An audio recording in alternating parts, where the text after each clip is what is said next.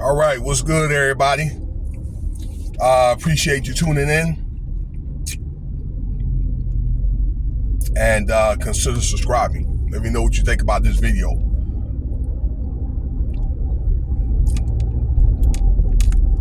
So I want to talk about here this third term that your boy, number 47, President Trump.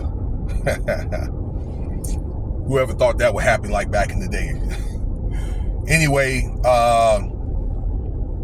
the Trump administration is examining a third term. Now, the meat of the story is if they're able to do that, then President Obama is looking to run again. Well, former President Obama, all right, against Donald Trump in 2028. Okay, so this is a double-edged sword, y'all. Now, a little bit about the this third term here. Provisions in the Constitution limits a president just to do 2 terms. Okay, it's like the 20-something amendment, 23rd or 24th amendment, something like that. All right.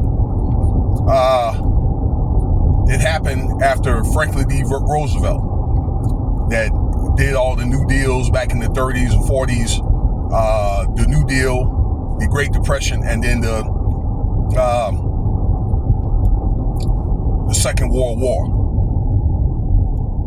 Okay, the New Deals is something that come out of the Great Depression with all the government reform programs. Anyway, he got elected for a 4th term, and then he died like 3 months after he got elected for his 4th term. So because of that, and I'm thinking it's political reasons, it was ratified in 1951 that the president can only do 2 terms. But actually, there's ways around that, all right? And I got to tell you, he's right. He has said that, that there is ways around that. One thing that could happen, and this was talked about when at the end of Trump's term in 2019 or 2020, that if a war broke out, okay, let's say if a war is declared, okay, around the time of the election, but if a war is declared, and as long as that war is going on, he could be a military dictator up to that time or past 2028. Okay, that's one of the ways that could happen. All right, for as long as they have that war. So, and I think they're examining other ways, but that's I knew for a fact. Okay, and I learned that off a very credible podcaster. Okay, so but that's if a war is declared, and a war hasn't been declared since Franklin D. Roosevelt when he declared war in the early 40s for World War II.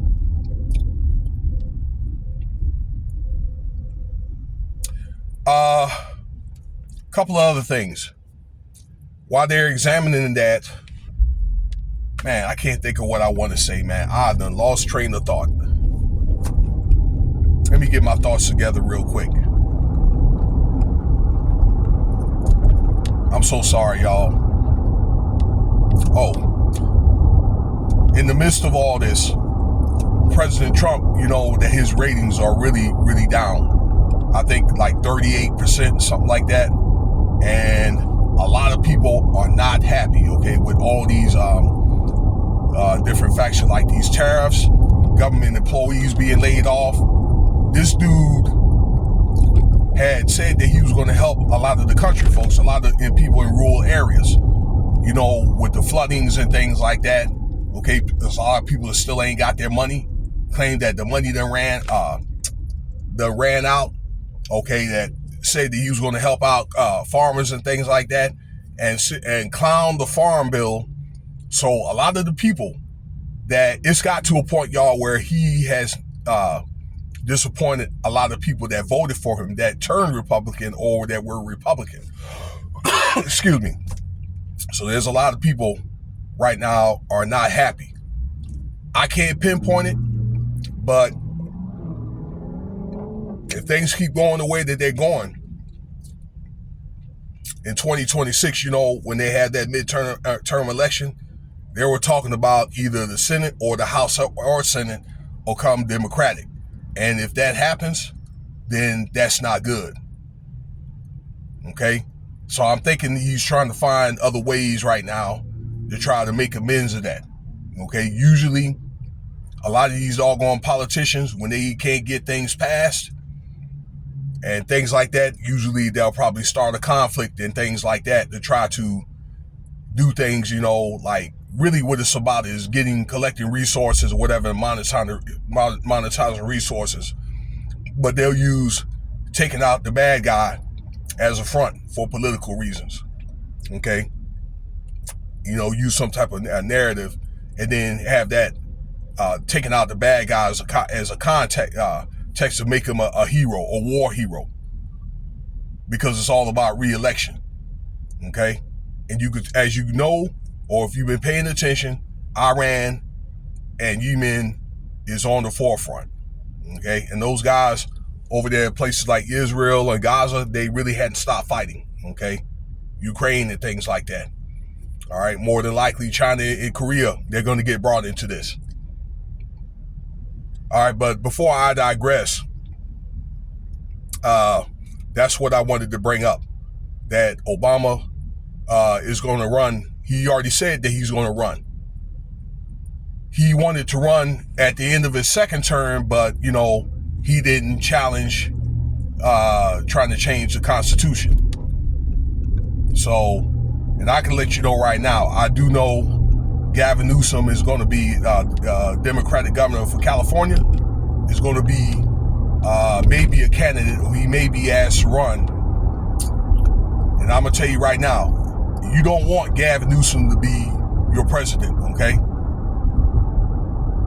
So, by the way that he runs things in California with COVID and these fires and all that, and I can tell you that from all the bad stories I hear and living here right in Nevada, like 40 miles away from the California state border. So we're going to see what happens, at the rate things are going. If things don't turn around, okay, with the issues that we have and things like that, all right, with the economy and things like that, the stock market is crushed, then I probably could see the Democrats might have a chance of getting back in office. And I'm not calling it one way or the other. I'm just calling it straight down the middle, okay? Because a lot of people are pissed off right now, as I said earlier. So, let me know what you think about the video here. Y'all try to have a nice day. And there'll be more content I want to try to pump out. Be careful about giving these doggone entertainers here, too much of your attention and things like that, sports and all that. I like a little bit of that. But you really need to be paying attention, be on the grind and paying attention to what's more important. So, Cash App $, Winston Spivey if you want to donate. And until next time.